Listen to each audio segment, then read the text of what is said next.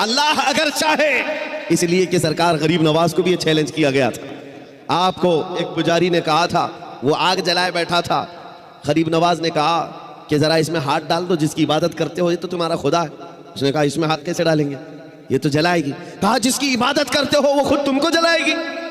कितने सालों से इबादत कर रहे हो? कहा मेरे बाप दादा सब इसी की इबादत करते आए, हम इस आग को बुझने नहीं देते। कहा फिर हाथ डालो। उस पुजारी ने कहा कैसी बेवकूफ़ी की बातें हैं, आग का काम है जलाना, ये मंतिक के साथ हमारे साथ खेल ना करो, हमें गुमराह ना करो, क्या तुम डाल सकते हो? सरकार गरीब नवाज ने कहा मैं तो इसकी इबादत नहीं करता, लेकिन जिसकी पैदा की हुई है उसकी इबादत करता। आग का मालिक अल्लाह है। तो उसने कहा तो चलो ठीक है, तुम ही डाल दो, तुम ही डाल दो। सरकार गरीब नवाज ने हाथ नहीं डाला। बहुत बड़ी आग लगी हुई थी, बड़ी आग है जिसकी पूजा हो रही थी। उस पंडित की गोद में एक छोटा सा बच्चा था, साल भर का, 1.5 साल का।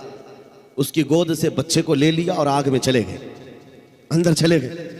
अब ये चीख पुकार करने लगा कि ये दुर्वेश आया, खुद भी जल गया, मेरे बच्चे को भी ले गया। और इतना हल्ला किया कि अंदर से वो नजर नहीं आ रहे थे। लोग जमा होने लगे, आसपास के सब जमा हो गए, और सबको ये हैरत थी कि ये जलकर राख हो जाए, आग को बुझाएंगे तब ये मिलेंगे।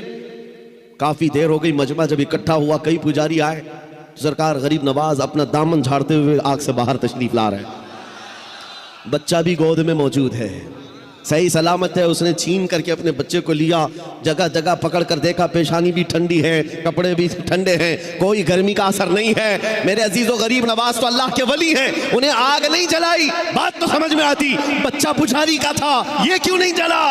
मुफस्सिरीन कहते हैं, तारीखदान कहते हैं, देखना यह है हाथ में किसके था बच्चा।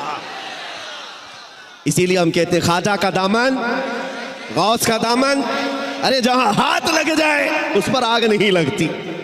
मैं आपसे ये बात कर रहा हूं, हमसे भी कहा गया था ये कैसी बातें हैं, बड़े बड़े दावे हैं। हमने यही कहा हमारा दावा नहीं है, ये रसूलुल्लाह की इज्जत की बात है, ये नबी